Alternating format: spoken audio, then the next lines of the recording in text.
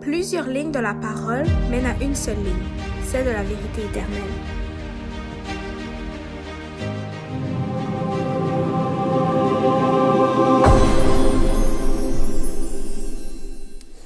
Donc déjà, bonjour à tous et à chacun, à tous ceux et celles qui sont parmi nous.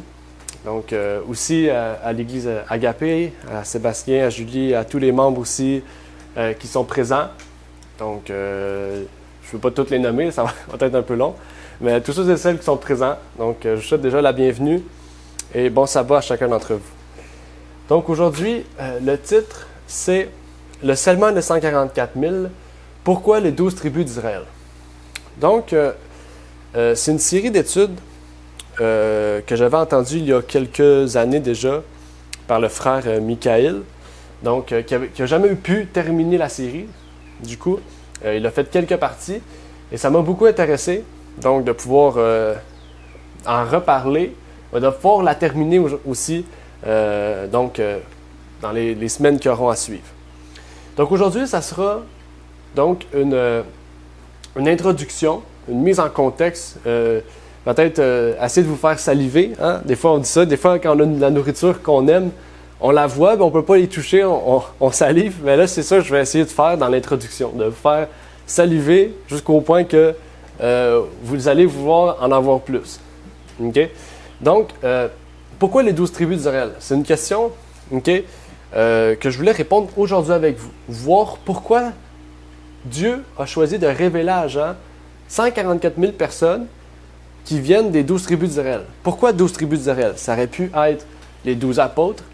Ça aurait pu être même pas 12 apôtres, 12 tribus, juste 144 000 personnes. Mais il y a un choix défini dans ces 12 tribus-là. Okay? C'est un choix auquel aussi, déjà quand on parle de 144 000, c'est quelque chose qui est dans l'adventisme, quelque chose qui est très discuté. Un sujet important, un sujet qui est continuellement débattu. Est-ce que c'est littéral? Est-ce que c'est symbolique? Aujourd'hui, on ne va pas en parler, bien sûr. Je ne vais pas ouvrir ce débat encore. D'autres qui disent que ce sont des juifs littéraux. Okay? D'autres que ce sont des personnes de toute race. Est-ce que ces gens-là aussi, c'est des gens qui vont être morts et qui vont ressusciter, comme plusieurs des pionniers croyaient, etc., etc. Il y a plusieurs questions qui font face à ce sujet. Bien sûr, ce ne seront pas les questions du jour, parce que le plus important, c'est de vouloir en faire partie. C'est ce que la servante du Seigneur nous dit, et je vais en parler au fur et à mesure. C'est vraiment le désir de vouloir en faire partie. Donc, si on a le désir de vouloir en faire partie, ces questions qui peut-être ne sont pas révélées dans la Bible directement, ça veut dire qu'ils ne sont pas des questions auxquelles on doit s'attarder. Okay? On peut se poser ces questions-là, on peut réfléchir et tout, mais au point d'en faire un débat là-dessus, c'est peut-être pas la question auquel il faudra débattre. Mais aujourd'hui, surtout, j'aimerais, comme je vous ai dit, me concentrer sur ces 12 tribus d'Israël. On va toucher quelques aspects que j'ai cités plus haut, mais nous allons vraiment répondre à ces questions. Pourquoi les 12 tribus d'Israël? Et le texte du jour se trouve bien sûr dans ce passage d'Apocalypse 7, versets 13 et 14, qui nous dit: « Puis un des anciens prit la parole et me dit, « Ceux qui sont vêtus de robes blanches, qui sont-ils ou d'où sont-ils venus? » Et je lui dis, « Seigneur, tu le sais. » Et il me dit, « Ce sont ceux qui sont venus de la grande tribulation et qui ont lavé leurs robes et ont blanchi leurs robes dans le sang de l'agneau. » Ce sont ceux qui sont venus de la grande tribulation et qui ont lavé leurs robes et ont blanchi leurs robes dans le sang de l'agneau. Un texte qui est important. Un texte qui nous révèle beaucoup de choses.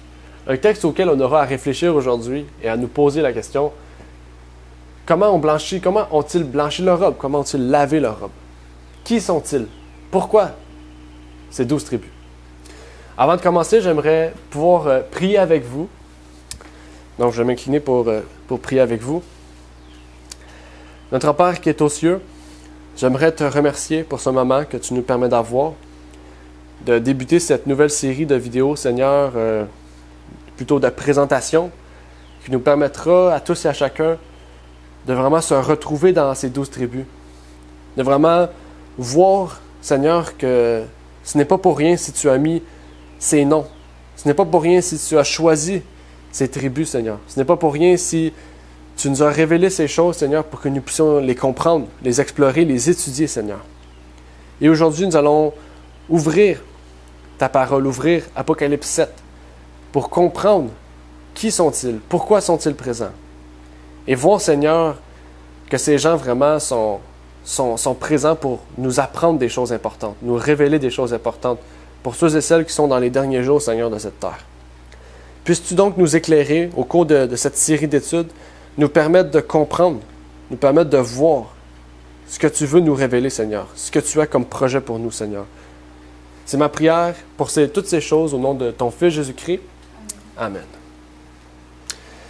Donc hier, j'ai fait quelques retouches sur le sermon pour ajouter quelques aspects que j'avais complètement oubliés, qui étaient importants de pouvoir préciser. Donc je vais essayer d'aller pas trop lent, pas trop vite, pour qu'on puisse bien comprendre tout ce qui est dit, les citations et les versets aussi que j'aurai à discuter avec vous. Les ancêtres des tribus qui sont mentionnés dans Apocalypse 7 comprendront l'expérience de ceux qui seront scellés parmi les 144 000. Ce message est à la fois une introduction et l'étude aussi de l'Apocalypse 7. Nous voyons dans ce livre les noms des tribus parmi lesquelles 144 000 personnes doivent être scellées avant, justement, la déclaration du Seigneur. Michael se lève dans Daniel 12, versets 1 et 2. Apocalypse 7, versets 4 à 8 nous dit, en lien avec ces tribus, j'ai souligné toutes les tribus auxquelles il était question. Et j'entendis le nombre de ceux qui avaient été marqués, 144 000 marqués d'entre toutes les tribus des enfants d'Israël, de la tribu de Juda, 12 000, de la tribu de Ruben, 12 000, de la tribu de Gad, 12 000, de la tribu d'Aser, 12 000, de la tribu de Nephtali, 12 000, de la tribu de Manassé, 12 000, de la tribu de Siméon, 12 000 marqués, de la tribu de Lévi, 12 000, de la tribu d'Isaacar, 12 000. Vous avez compris, je vais finir avec les noms, de la tribu de Zabulon, de Joseph et de Benjamin. Nous pouvons être perplexes en lisant ceci, car nous, chrétiens, à la première vue, pour tous ceux et celles qui lisent ce passage pour la première fois, se diront « Je ne suis d'aucune de ces tribus-là. Je suis descendant d'aucune de ces tribus. » Pourtant, le livre de Jacques nous révèle un point intéressant pour nous introduire personnellement, chaque personne, dans ce livre, pour que vraiment on se sente visé par ce qui est dit ici. Jacques, serviteur de Dieu et du Seigneur Jésus-Christ, aux 12 tribus qui sont dispersées. Salut. Ici, ce serviteur Jacques ne s'adresse pas seulement aux Juifs. Sinon, quel intérêt serait de nous écrire cela, nous qui ne sommes pas Juifs? Jacques prend le temps de marquer cela parce que les 12 tribus d'Israël ne sont plus des Juifs de sang et de chair, ne sont plus des Juifs circoncis de chair, mais des Juifs circoncis de cœur. Nous sommes tous des descendants d'Abraham, nous sommes tous des descendants des tribus, non plus de chair et de sang, mais de cœur, mais d'esprit. Nous sommes rattachés à cette verge d'Olivier, justement, qui descend de ce que Paul nous dit, là. Cette verge, nous sommes rattachés à cette verge. Même qui continue. Notre frère Jacques, dans le verset 2 à 4, « Frères, regardez comme le sujet d'une parfaite joie les diverses tentations qui vous arrivent, sachant que l'épreuve de votre foi produit la patience, mais que la patience est une efficacité parfaite, afin que vous soyez parfaits et accomplis, ne manquant en rien. » Jacques ici parle aux 12 tribus d'Israël. Il s'adresse à l'Église chrétienne. Et comment les appelle-t-il? Il les appelle les 12 tribus qui ont été dispersées. On voit tout de suite que l'Église chrétienne est incluse dans ces 12 tribus d'Israël. Et tout de suite, Apocalypse 7 prend un autre sens. Apocalypse 7 prend un sens auquel, peut-être pour ceux et celles qui ne l'avaient pas vu comme suit, prend un sens auquel on se sent intégré dans ces versets d'Apocalypse. Maintenant qu'on se sent intégré, il faut aller plus loin dans notre raisonnement. Déjà, ce n'était pas le sujet du jour, mais on peut remarquer que dans les tribus originelles, on peut dire, il y a certaines personnes qui sont manquantes dans ces tribus et d'autres qui sont ajoutées. Déjà, dans les tribus originelles, Lévi ne prend pas part. Okay? Dans les tribus originelles, Joseph ne prend pas part. Dans les tribus originelles, c'est Éphraïm et c'est Dan. Pour l'instant, pourtant, si vous relisez le texte, Dan n'est pas présent et Éphraïm n'est pas présent. Et Lévi est rajouté. Okay? Donc, Lévi est rajouté. Ça veut dire que Joseph remplace Éphraïm et que Lévi remplace Dan. Okay? Donc, pour faire un résumé, Éphraïm et Dan sont manquants parce que ce sont des tribus qui ont demeuré donc idolâtres face à Dieu. Okay? Vous pourrez lire le livre d'Osée. Le livre d'Osée nous parle de Dan et d'Éphraïm comme des tribus qui étaient quoi? Qui étaient idolâtres. Donc Dieu ne les a pas marqués. Et Lévi est rajouté parce que Lévi a terminé son sacerdoce sur terre. Okay? Vu que son sacerdoce est terminé sur terre en tant que peuple choisi pour représenter Dieu dans le sanctuaire, maintenant, il les rajoute dans les tribus parce qu'ils ont été fidèles. Mais comme je vous ai dit, ce n'est pas le sujet du jour, donc je n'aurai pas à explorer cela. Ici, c'est juste un parallèle pour que peut-être ça puisse vous aider dans votre compréhension, d'aller dans votre recherche aussi à ce sujet. Mais ce qui est plus important, c'est que quand on parle des 144 000, on parle que cette œuvre de scellement a lieu juste avant la destruction finale de la vie sur terre. Reprenons le texte. Apocalypse 7, 1 à 4 nous dit « Après cela, je vis 4 anges qui se tenaient aux 4 coins de la terre, retenant les 4 vents, afin qu'aucun vent ne soufflât ni sur la terre, ni sur la mer, ni sur aucun arbre. Puis je vis un autre ange qui montait du côté de l'Orient, tenant le sceau du Dieu vivant. Et il cria à grande voix aux quatre anges qui avaient reçu le pouvoir de nuire à la terre et à la mer, en disant « Ne nuisez point à la terre, ni à la mer, ni aux arbres, jusqu'à ce que nous ayons marqué d'un sceau le front des serviteurs de notre Dieu. » Et j'entendis le nombre de ceux qui avaient été marqués, 144 000 d'entre toutes les tribus des enfants d'Israël. En nous rappelant les paroles du chapitre 1 de Jacques et ce que nous venons de lire, nous comprenons que ce sont 144 000 personnes de l'Église chrétienne des 12 tribus dont Jacques a parlé qui sont scellées. Bien sûr, le titre porte le scellement des 144 000, mais nous n'allons pas nous dédier au scellement directement. Okay? Pour savoir en fait plus précisément le scellement, je vous invite à aller écouter le camp meeting de France. Je n'ai pas affiché l'image du camp meeting de France de l'année dernière, organisé par l'Église en France, qui avait un sujet dédié au scellement. Okay? Je pense que c'était 12 ou 13 présentations sur le scellement. Et pour vrai, je vous invite à l'écouter. C'est quelque chose, une série de messages très puissants. Et après ce camp meeting, vous allez comprendre, je pense, si ce n'est pas parfaitement, c'est très bien le sujet du scellement. La seule chose que je peux vous dire, c'est que nous devons nous efforcer de faire partie de ce groupement d'individus. Et la servante du Seigneur nous dit, dans son livre 7 BC, à la page 970.10, « Efforçons-nous de toute la force que Dieu nous a donnée d'être parmi les 144 000. »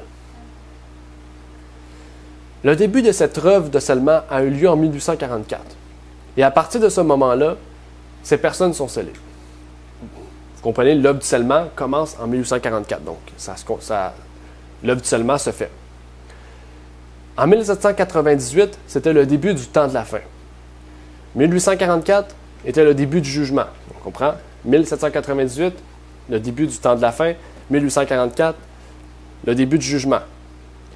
Et à partir de cette période, le peuple de Dieu devait se préparer à la venue de Jésus et devait être scellé par le message des 3 anges.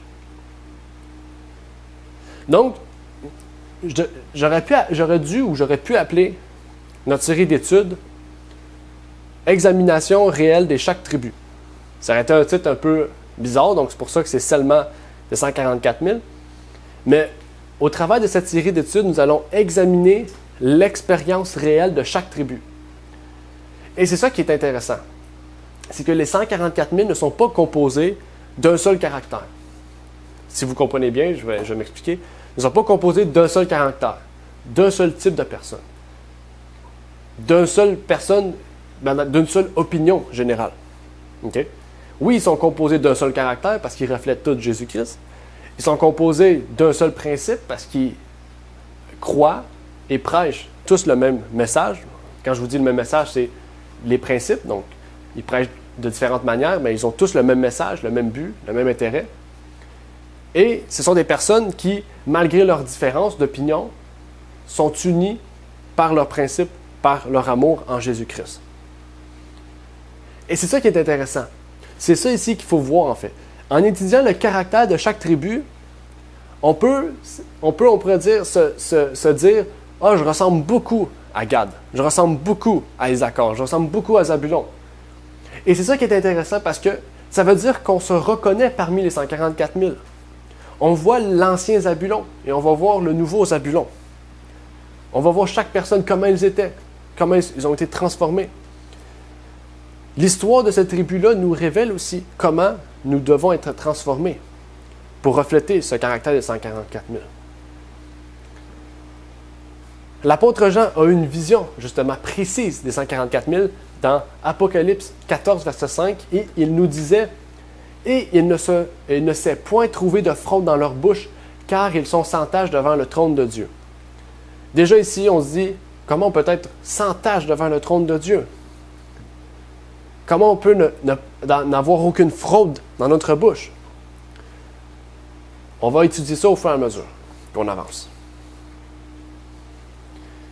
Mais déjà, on peut se dire, on peut se décourager. On peut se dire, en fait, moi, j'ai plein de fraudes dans ma bouche. J'ai des taches sur moi. Comment Dieu va m'accepter? Comment je vais me tenir droit devant le trône de Dieu? C'est impossible. C'est impossible. Je ne serai jamais 144 000. Ils sont si purs, si parfaits, si droits.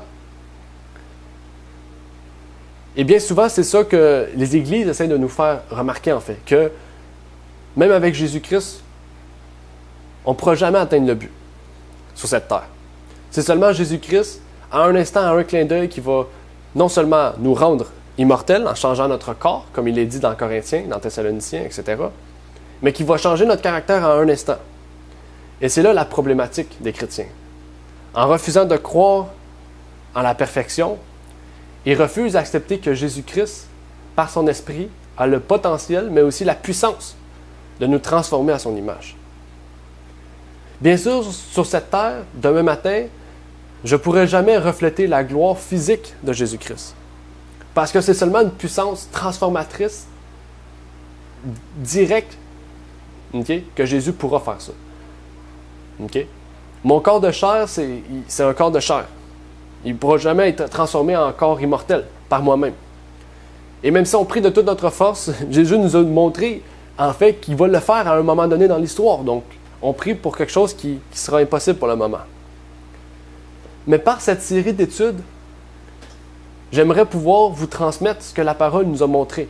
Surtout dans Apocalypse 14, verset 5. Pour vous montrer et ne pas vous décourager. Pour vous montrer, en fait, que si Jésus-Christ prend le temps de nous dire toutes ces choses, ce n'est pas pour nous décourager. C'est pour nous montrer, en fait, et nous donner le goût, en fait, de rechercher davantage la puissance que Jésus nous a confiée pour être transformés chaque jour, chaque instant, par l'image de Jésus-Christ. Lorsque nous parlons des 144 000 qui sont sans défaut, nous devons comprendre que naturellement, dès le départ, ils n'ont pas été sélectionnés, ou on peut dire, ils n'ont pas été pris ou ils n'ont pas reçu ce scellement des 144 000. C'est une troupe, justement, c'est un groupement de personnes qui ont traversé de grandes tribulations. On a lu tout à l'heure Apocalypse 7, verset 14, qui nous a dit « Ce sont ceux qui sont venus de la grande tribulation et qui ont lavé leurs robes et ont blanchi leurs robes dans le sang de l'agneau. » Ils ont traversé beaucoup d'épreuves. Ils ont traversé beaucoup de choses. Est-ce qu'on a dit que ça serait facile? Non. Jésus-Christ ne nous a pas dit que ça serait facile. Il nous a dit que ça serait possible. Mais il ne nous a pas dit que ça serait facile. C'est un combat de chaque jour, de chaque instant. On va y revenir au fur et à mesure qu'on avance. Là, en ce moment, j'essaie d'établir ce qui va nous amener au prochain sujet dans les prochaines semaines. Il faut comprendre que les 144 000 au départ n'étaient pas blancs. La preuve ici, ça dit qu'ils ont été blanchis. Donc, avant, ils n'étaient pas blancs. Peut-être qu'ils étaient même comme la Odyssée. Ils étaient nus. Quand on dit nus, c'est pas qu'ils étaient complètement nus, c'est que leur nudité était en fait remplie de leurs défauts, de leurs péchés, l'impureté. S'ils étaient des pécheurs. Et lorsque nous regardons chaque tribu, l'ancêtre en fait de ces tribus, comme nommé dans Apocalypse 7, et que nous voyons à quel point ils étaient corrompus, ils étaient méchants, et comment ils ont transformé leur caractère par Jésus-Christ. J'espère que ça pourra vous transmettre un message de réconfort, un message qui vous permettra de vous retrouver dans ces 144 000. En toute honnêteté, lorsque nous découvrons où nous en sommes et d'où nous venons dans notre expérience, nous pouvons en fait apprendre de ces ancêtres des tribus et réaliser que s'ils peuvent y arriver, nous aussi. Souvent, on oublie ça. On regarde notre état aujourd'hui. On se dit aujourd'hui, déjà que je suis prêt, je suis proche de Dieu, je trouve quand même que j'ai une bonne expérience chrétienne. Comment je peux aller plus loin? C'est impossible. Mais si vous regardez votre passé, vous vous dites, je suis parti de très loin. Je suis peut-être parti d'un voleur, d'un meurtrier. Je suis peut-être parti d'un moment auquel, en fait, j'avais rien. Et regardez tout ce que vous avez aujourd'hui. Donc, on voit que Jésus peut travailler en vous. Mais vous ne pouvez jamais vous dire que ça sera assez, en fait. Jésus-Christ veut vraiment nous amener à l'état de perfection. Il veut nous amener à un état auquel nous-mêmes, on se dit incapable. Et c'est ça qui est important. Si on se dit incapable et qu'on lit la Bible et qu'on voit que Jésus-Christ nous a donné la puissance, il faut se dire que nous sommes capables par Jésus-Christ. Nous sommes incapables personnellement, mais par Jésus-Christ, tout est possible. Si on dit le Dieu Tout-Puissant et qu'il ne peut pas nous amener à cet état-là, ce n'est pas un Dieu Tout-Puissant. Un Dieu Tout-Puissant, c'est un Dieu qui peut tout, par-dessus tout. Ainsi, bien qu'il n'ait aucune ruse dans leur bouche et qu'ils soient irréprochables devant le trône de Dieu, ça n'a pas été leur commencement. Ça a été leur fin. À la fin, ils ont été purs. Ils n'ont eu aucune ruse et ils ont été irréprochables. Ce caractère pur qui leur a décrit est magnifiquement dépeint dans la Nouvelle Jérusalem. Et c'est là le lien que je veux vous apporter. Parce que la Bible elle-même nous apporte ce lien-là, mais est-ce qu'on a bien compris ce qu'elle voulait nous révéler? Dans Apocalypse 21, verset 2, il nous dit « Et moi, Jean, je vis la sainte cité, la Nouvelle Jérusalem, qui descendait du ciel, d'auprès de Dieu, préparée comme une nouvelle mariée qui s'est ornée pour son époux. » Comment? Qui s'est ornée pour son époux. La Nouvelle Jérusalem, la ville, elle était ornée. Ornée comment? Elle était ornée pour accueillir Jésus-Christ. Okay? Il faut savoir, souvent aussi les églises aujourd'hui, l'Église générale dit que l'épouse, c'est l'Église. Mais la Bible, dans Apocalypse 19, nous dit que l'épouse, c'est la Nouvelle Jérusalem. Nous, en ce moment, on est en préparation pour être l'épouse. Quand Jésus va venir chercher son peuple, c'est pour nous amener pour le mariage. L'Apocalypse 19, 20 et 21 nous parle du repas de noces. Le repas de noces n'est pas sur terre si on est marié. Si on est marié avec Jésus-Christ en ce moment, c'est parce que le repas de noces est passé, mais pourtant, le repas de noces est au ciel. En ce moment, on se prépare pour se marier à Jésus-Christ. L'Église se prépare à recevoir Jésus-Christ. Donc, il y a bel et bien un travail. Et la preuve, Apocalypse 21, verset 2, nous dit que la Nouvelle Jérusalem s'est ornée pour son épouse. Mais de quoi est-elle ornée? Quel est cet ornement? C'est important de le comprendre. Apocalypse 19, verset 7. « Réjouissons-nous et faisons éclater notre joie, et donnons-lui gloire, car les noces de l'agneau sont venues, et son épouse séparée. » Regardez, on en parle encore. Son épouse séparée. Les noces de l'agneau sont arrivées. En fait, l'épouse qui doit être mariée à l'agneau est la ville sainte, comme je viens de le dire, et Apocalypse 19 nous en parle. Elle est vêtue de quoi? De lin blanc. Rappelez-vous, elle est vêtue de fin lin blanc, qui est quoi? La justice des saints. Et lorsque nous regardons cette ville, nous voyons autour de son mur 12 portes. Si vous vous rappelez, la ville est un carré parfait et il y a 12 portes. Qu'est-ce qu'on voit dans ces portes? Qu'est-ce qu'on voyait? C'est précis, c'est important. C'est pas pour rien, c'est pas anodin. Apocalypse 21, verset 12. Elle avait une grande et haute muraille avec 12 portes, et aux 12 portes, 12 anges, et des noms écrits. Quels noms? C'étaient les noms des 12 tribus des enfants d'Israël.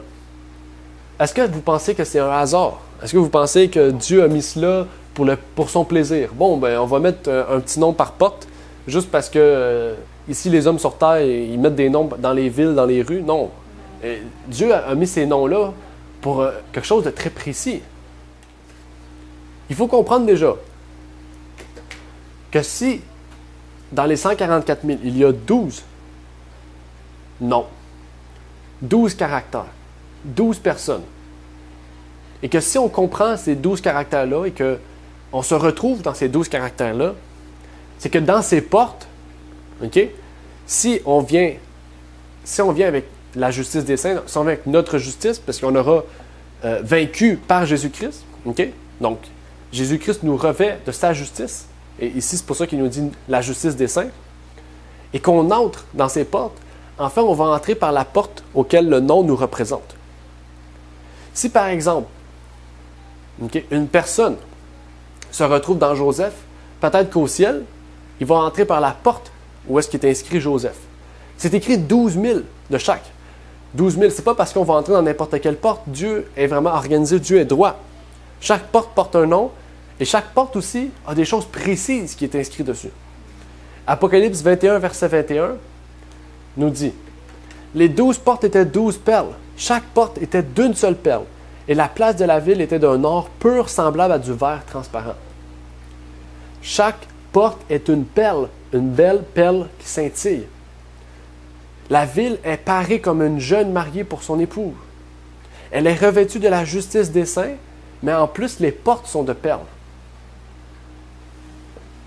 Il faut se poser la question maintenant, pourquoi une perle? D'où vient la perle? C'est important, la porte est faite de perles et ce n'est pas pour rien, encore une fois. D'où vient l'origine d'une perle? Comment une perle se crée? Comment une perle s'ouvre? Il faut comprendre un peu la nature pour comprendre cela. Ce symbole de perle a un but bien précis. Pour que la porte soit faite d'une seule perle, il y a quelque chose qui s'est passé.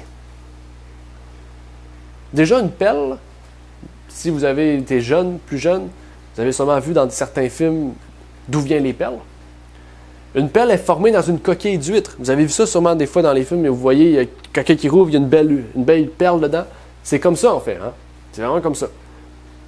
Une perle est formée dans une coquille d'huître par un grain de sable qui dérange l'huître. Et l'huître, pour se protéger de la douleur de ce grain qu'elle lui fait, elle produit une matière gluante, visqueuse, qui recouvre le dessus de ce grain de saleté pour le rendre lisse. Puis à force de mettre ce produit visqueux, elle devient de plus en plus grosse et de plus en plus ronde. Et elle devient une belle perle. La matière offensante du péché, c'est la même chose. Il faut comparer ça à nous aussi. La matière offensante du péché avec laquelle chaque membre des tribus, et surtout les ancêtres, on peut dire les origines comme on peut le voir, a commencé, est ce qui produit ce résultat semblable à une perle. En fait, la porte est faite de perles parce que ces personnes-là ont remarqué qu'il y a un petit grain qui les dérangeait. C'était quoi ce grain qui nous dérange? C'est quoi le grain qui nous dérange? C'est le péché. C'est le péché qui nous dérange. Et qu'est-ce qu'on fait pour l'envelopper, on ne peut pas le détruire par nous-mêmes. C'est Dieu qui va le détruire en nous. Mais qu'est-ce qu'il fait pour voiler ce péché-là, cacher, le mettre, le recouvrir justement de la justice du Christ? Ben, en fait, c'est ça. Chaque jour, on travaille à voiler ce péché-là, à le cacher, à le mettre de côté. C'est la même chose ici. Les 12 fils de Jacob ont commencé par le péché. Ils étaient des pécheurs, ils vivaient dans le péché. Ils n'ont pas reconnu ce grain qui les dérangeait. Et puis, le péché, quand ils ont compris, devait être couvert, englouti. Il devait être transformé pour qu'il puisse devenir beau. C'est ce que Ésaïe nous dit. Et c'est ça qui est important. Les 12 portes étaient 12 perles. La perle est un symbole important. La perle vient à l'origine de quelque chose qui dérange l'huître. Comme nous. Okay? Quand on reconnaît que nous sommes pécheurs, on essaie de détruire le péché qui est en nous. On commence par le baptême et par la suite, ça continue dans notre marche chrétienne. On cache ce péché-là. On le transforme. Pourquoi? On transforme le péché pour qu'il devienne juste. Okay? Donc, c'est nous. Si nous, on se transforme en juste, comme Jésus nous a dit, vous allez être saints et justes, s'il nous transforme en juste et en saint, c'est que le péché est voilé, le péché est caché, est changé pour que le pécheur devienne magnifique, devienne juste. Et c'est là que ça nous apporte, à comprendre que les péchés sont rendus blancs, sont rendus purs. Ésaïe 1, verset 18 nous le dit. « Venez maintenant et débattons nos droits, dit l'Éternel. Quand vos péchés seraient comme le cramoisi, ils seront blanchis comme la neige. Quand ils seront rouges comme le vermillon, ils deviendront comme la laine. Les péchés, seront comment? Aussi blancs que la neige, comme la perle. La perle est tellement belle qu'elle devient presque transparente. C'est sa pureté. Comme l'or, en fait. On vient de voir, l'or est tellement pur, on dirait un verre transparent. Est-ce qu'on peut bien comprendre, bien assimiler qu'est-ce qui nous est dit dans Ésaïe, qu'est-ce qui nous est dit dans Apocalypse, avec les perles? Comment, en fait, on peut se dire que des péchés qui sont si répréhensibles peuvent devenir blancs comme la neige?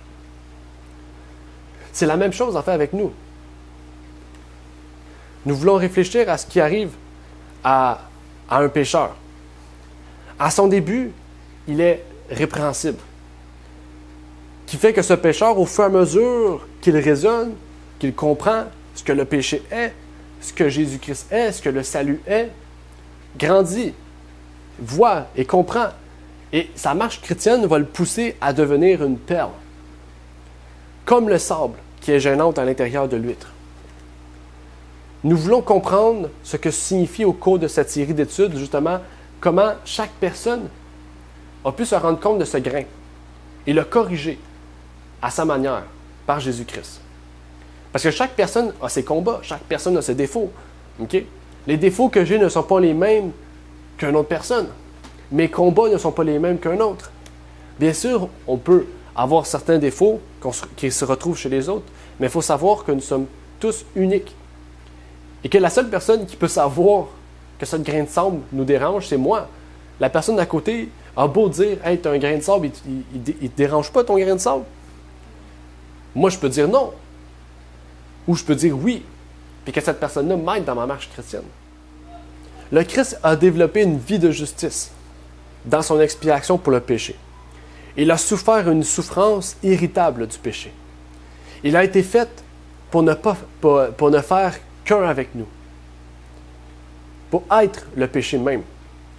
Et comme il a été fait pour être le péché, et que le pécheur lui a été transmis comme le sable à l'intérieur de la coquille d'huître, il a traité ce péché de la même manière que l'huître traite le sable. Dieu, par Jésus-Christ, nous montre que le péché peut devenir une perle. Car le Christ nous offre cette transformation. Et ce qui est merveilleux, c'est qu'on dit souvent le salut est gratuit. Et cette transformation fait partie du salut. Hein? La sanctification est un processus qui fait partie du salut. Et c'est gratuit. C'est gratuit, c'est ça qui est merveilleux. Jésus-Christ nous offre la justice. La justice, c'est le processus qu'on reconnaît justement ce grain. On reconnaît que ce grain nous dérange et que par Jésus-Christ, par sa justice, nous pouvons être transformés. Mais par la suite, il faut cacher, il faut former ce péché pour qu'il devienne beau, qu'il devienne juste, qu'il devienne saint. On voile le péché pour qu'il devienne saint. Comment on fait cela? Par la sanctification. Là, on comprend mieux. On comprend que finalement, c'est plus facile que ça en a l'air. C'est pas que c'est plus facile, c'est que quand on ne comprend pas et qu'on voit les mots de la Bible qui sont si droits, si des fois durs ou des fois qui sont des choses extraordinaires qu'on a de la misère à percevoir comment est-ce possible. Mais quand on comprend ce que Dieu veut nous dire, quand on comprend les outils que Dieu nous donne pour accomplir, En fait, on dit que c'est possible. Apocalypse 3, verset 21 nous dit aussi, au cours du développement des 144 000, « Celui qui vaincra, je le ferai asseoir avec moi sur mon trône, comme moi j'ai vaincu et suis assis avec mon Père sur son trône. » Les 144 000 sont ceux qui vainquent comme le Christ a vaincu. Ils entreront donc dans la ville par les portes. Et ces portes portent les 12 noms. Chaque tribu, à partir de ces différentes expériences, entrera dans cette porte qui lui appartient, qui lui est propre. Une expérience qui a été la leur en même temps que le Christ. Une expérience de tribulation que le Christ a traversée et par laquelle ils ont appris comme lui à développer cette belle perle de caractère. Chaque tribu est issue d'une différente approche. Elle est une perfection de différents traits de caractère. Nous allons examiner les différents traits de caractère de chacune de ces tribus. Au fur et à mesure qu'on avance, pas aujourd'hui bien sûr, ça prendrait beaucoup de temps. Mais avançons un peu plus loin. 12 portes différentes.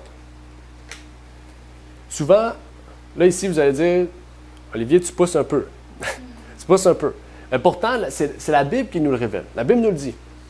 Et même, Paul nous fait un parallèle similaire. Quand il parle de son Église, il nous dit qu'il y a une seule Église composée de différents membres, de différentes parties, comme un corps humain. Et vous vous rappelez de cette image que Paul nous parle dans 1 Corinthiens 12, 12? « Car comme le corps est un, quoiqu'il ait plusieurs membres, et que dans ce corps unique, tous les membres, quoiqu'ils soient plusieurs, ne forment qu'un corps, il en est de même de Christ. » Le pied, la main, l'oreille, l'œil, même le petit orteil qu'on dit qui est inutile. En fait, si Dieu nous a créés ainsi, c'est que, et que notre corps a été à l'image du Père et du Fils, c'est que notre corps est parfait dans le sens qu'il a été construit parfaitement pour qu'il soit fonctionnel. Donc, enlever une partie de notre corps, il va être dysfonctionnel. Même si vous ne le ressentez pas, peut-être. Il faut savoir que chaque partie du corps est essentielle. Mais pourtant, il y a plusieurs membres, mais il y a toujours un seul corps. Il y a un seul corps. Tout comme, on le voit, il y a une seule ville, il y a une seule épouse, mais il y a 12 portes. Toutes les portes sont utiles. Tout comme un corps a plusieurs parties, il y a plusieurs portes dans cette ville. Vous commencez, j'espère, à voir un peu l'allusion qui a été faite ici. Chaque membre du corps ayant une partie, une œuvre à faire, un travail à faire, une utilité. En fait, ici, on voit que chaque personne ayant un développement de caractère particulier a un nom qui passe par une de ces portes nommées. Un caractère, en fait. La porte ici représente un caractère. Celui qui passe par Joseph représente le caractère de Joseph. La question que je veux vous offrir aujourd'hui pour vous encourager, c'est quelle porte allez-vous franchir? Quelle porte moi-même je vais franchir? Moi-même, j'aurai à préparer cette série d'études et de voir quelle personne me correspond le mieux. C'est ce que nous allons explorer. J'espère que déjà que je vous fais un peu saliver là, pour voir qui est-ce que je pourrais représenter. Enfin, en examinant ces tribus, ces personnes, ces noms, nous allons identifier notre expérience. Si vous suivez attentivement ces parties, vous pourriez identifier votre expérience avec l'une de ces tribus. Nous allons examiner chacune de ces tribus, dans l'ordre tel qu'elle est marquée dans Apocalypse 7. Donc, commencer par Judas, etc. Nous allons les explorer depuis leur état de pécheur au début, jusqu'à un trait de caractère pleinement développé, acquis par l'intervention du Christ. Rappelez-vous, de quelle tribu Jésus-Christ était issu? Il était issu de la tribu de Judas, qu'on nomme dans Apocalypse le lion de Judas. On parle même de David, on fait allusion à David. Et ce qu'on remarque dans Apocalypse 7, c'est la première tribu, Judas. Judas est identifié comme le premier-né, même s'il n'était pas le premier-né. La première tribu énumérée dans l'Apocalypse que nous voulons approfondir est la tribu dont Jésus est issu. Ce que nous allons voir une prochaine fois. Et déjà, si vous voulez comprendre pourquoi Judas est classé comme la première tribu, OK? Je vous prie d'aller lire Jérusalem. Je vous prie d'aller lire Genèse. Désolé. Je vous prie d'aller lire Genèse. Genèse nous révèle la raison pour laquelle Judas était le premier. Et même c'est Judas qui a reçu la bénédiction en premier dans le livre, si je ne me trompe pas. De Genèse à la fin du livre. On a déjà étudié ce sujet-là dans la série d'études Les Fils de Dieu. Donc, je vous prie d'aller peut-être écouter pour aller voir la raison pour laquelle il était le premier.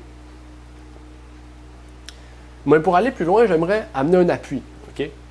Pour vous montrer aussi que les pionniers adventistes ont compris aussi ses portes et ses tribus. Il nous dit, le caractère seul est la base du scellement. La promesse de la nouvelle terre a été faite par Abraham, Isaac. Mais les descendants littéraux de ces patriarches ne parvinrent pas à développer un caractère qui leur aurait permis de recevoir le sceau du Dieu vivant. Et ils furent rejetés comme nation. Ensuite, les gentils, comme les branches d'un olivier sauvage, furent au contraire de bonne nature, greffés à la racine juive. Et ceux qui portent le fruit de la justice partageront l'héritage premièrement promis.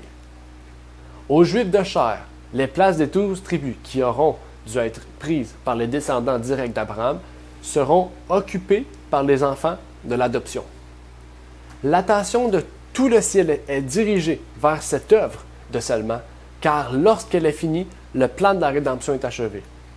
Les 144 000 sont divisés en catégories nommées par les noms des 12 tribus d'Israël.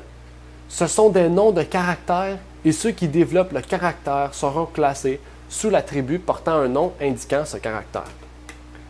Ici, c'est le pionnier Stephen Haskell, ou S.N. Haskell, dans son livre Le Voyant de Patmos, donc un livre très intéressant sur l'étude de l'Apocalypse, qui est une approche différente de ce que Uriah Smith a pu faire pendant les 60 années auxquelles il a pu écrire son livre et éditer. Mais surtout, quand j'ai lu cette partie de son livre, quand j'ai lu le chapitre 7 de son livre, qui parle du scellement, et que j'ai vu aussi qu'il faisait un lien entre les tribus, le caractère, et que nous, on peut se retrouver dedans, j'ai décidé de faire des recherches. Est-ce que les pionniers ont parlé de ces tribus, Judas, etc.? Est-ce qu'il a fait déjà des allusions auxquelles je pourrais traduire, mettre en article, puis le partager? Et j'ai vu que Haskell a parlé de cela, mais qu'il n'a jamais écrit rien sur le sujet. Il a fait 2-3 allusions dans le chapitre 20, 21 et 19, et dans le chapitre 7, mais il n'a jamais parlé du caractère de chaque tribu. Et c'est ce qui est intéressant, c'est qu'aujourd'hui, je vais pouvoir le faire, déjà par l'introduction, mais au cours des prochaines semaines. J'aimerais terminer par une dernière partie, avant de conclure. Notre caractère. Un combat, une victoire qui vient au ciel. Notre caractère est la seule chose de ce qui est sur terre qu'on va amener au ciel. OK? Oui, bien sûr, mon corps de chair et tout, je vais l'amener au ciel, mais il sera transformé. Okay? Tandis que notre caractère ne sera pas transformé au moment auquel Christ va transformer notre corps. C'est ici sur terre qu'on doit transformer notre caractère. Christ nous dit que c'est dès maintenant.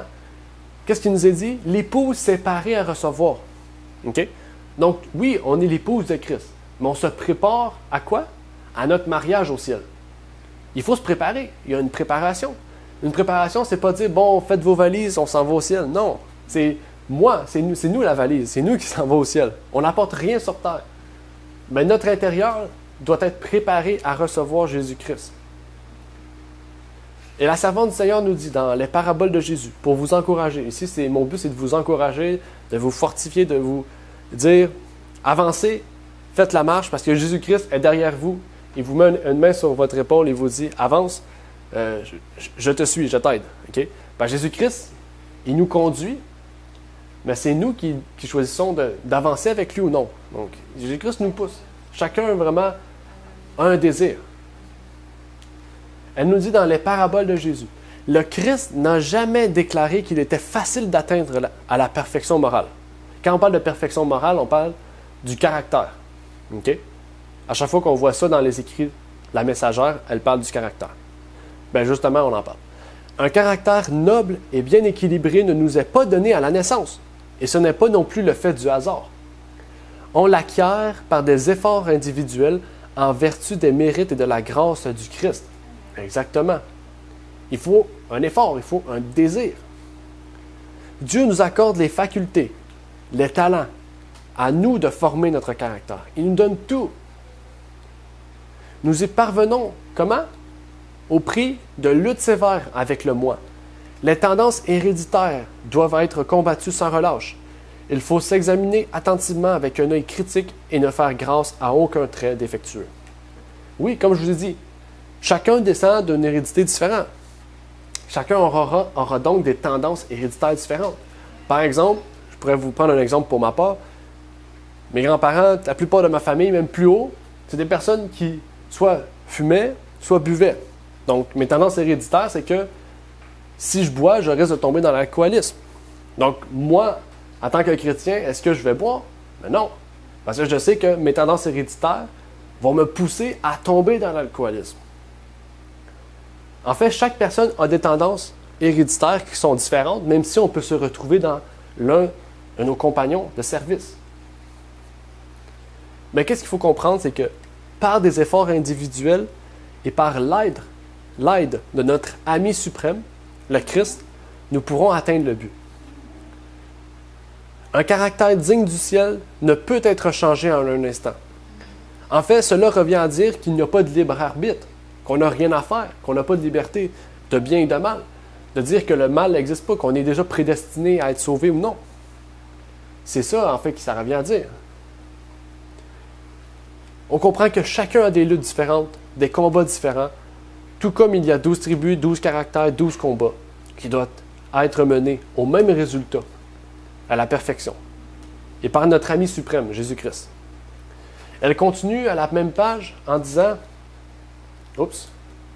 que nul ne se déclare incapable de remédier à ses défauts de caractère. Si vous tirez une pareille conclusion, vous n'obtiendrez jamais la vie éternelle. Les impossibilités n'existent que dans votre volonté. Exactement. Si vous ne voulez pas, vous ne pourrez pas vaincre. Exactement. Désir. Volonté. La difficulté réelle provient de la corruption d'un cœur non sanctifié et de l'insoumission à la volonté de Dieu. Exactement. On ne peut pas dire que c'est impossible. Parce qu'on a le Dieu de l'impossible. On a le Dieu tout-puissant. Les seules raisons pour lesquelles on dit que c'est impossible, c'est parce que je ne veux pas. C'est plus ça. C'est le moi qui ne veut pas. C'est plus ça. Elle dit même dans un autre livre, une courte citation, « Avoir un bon caractère n'est pas une question de hasard. C'est le fruit d'efforts, comment? Persévérants et inlassables. » Comme je vous ai dit, nous passons au travers de temps d'épreuves difficiles. Nous allons passer au travers de combats difficiles, au travers de choses de notre vie qui sont difficiles. Mais le fruit d'un effort persévérant et inlassable est un bon caractère. Le résultat. La Bible nous donne tout ce qu'il nous faut pour réussir. Déjà, il nous montre que le combat ne vient pas de la chair, mais que le combat est spirituel. Le combat réside dans notre tête. Si nos pensées ne sont pas du Christ, notre cœur ne sera pas du Christ et nos actions extérieures, tout ne sera pas du Christ. Et quand je dis tout, c'est nos habillements, notre être social, tout, en fait, nos actions ne seront pas du Christ. C'est pour ça que Satan n'essaie plus de nous attaquer de l'extérieur. Il nous attaque de l'intérieur. Par tout ce que nous écoutons, nous voyons, nous mangeons, nous sentons, peu importe. Il veut changer notre pensée pour que notre cœur change et pour que extérieurement on change. À ça, Satan a compris. Il travaille dans notre pensée. Et Christ nous a dit déjà que le combat est spirituel, mais il nous a dit « Revêtez-vous de l'armure ». Si on se revêt de l'armure, c'est pour nous protéger, mais aussi contre-attaquer. Et il nous montre en fait que si chacun revêt son armure, en fait, on pourra s'entraider par la prière. On pourra contre-attaquer, on pourra se défendre individuellement, mais aussi prier pour les autres. Je vais le répéter, nous pouvons atteindre cet état, mais dites-vous que vous pouvez aussi chuter. Il faut comprendre que ça ne va pas aller de même. Hein? Ça va aller de même. Ça va descendre, ça va couper, ça va. C'est pas toujours en ligne droite. Hein? On va redescendre, on va remonter. Et même, Paul, des fois, il dit Il va au but, il vise tout le temps le but. Même si des fois, il se dit, bon, je suis arrivé. Non, il ne faut pas dire je suis arrivé. Même s'il est là, il peut redescendre en fait. Il faut savoir que nous sommes dans une vie, dans un état de pécheresse et qu'on va toujours, justement, avoir des risques de chuter. Mais il faut savoir que notre victoire est déjà acquise. Si on sait qu'on peut atteindre ce but-là, qu'on vise ce but-là, et que par Jésus-Christ, nous pouvons l'atteindre. J'aimerais lire encore 2 citations avant de terminer.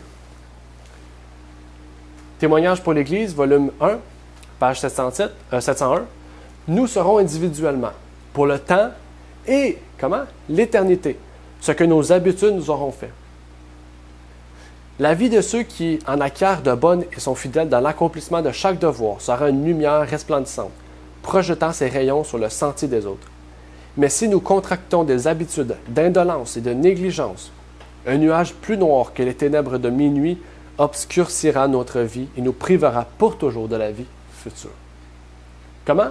Nous serons individuellement, pour le temps et l'éternité, ce que nos habitudes nous auront fait. Habitude, c'est dans la plus petite chose. Hein? Habitude, c'est pas quelque chose de gros, là. C'est des choses de la vie de tous les jours. Notre corps sera changé, mais notre caractère perdurera dans l'éternité. Nos habitudes aussi. Et sera un symbole des 144 000, justement, qui auront passé au travers du temps de trouble, sans pourtant succomber. J'aimerais terminer par une invitation qui marquera donc la fin de l'introduction, mais le début de notre série d'études, qui nous dit, encore une fois, « Efforçons-nous de toute la force que Dieu nous a donnée d'être parmi les 144 000 et faisons tout ce que nous pouvons pour aider les autres à gagner le ciel. »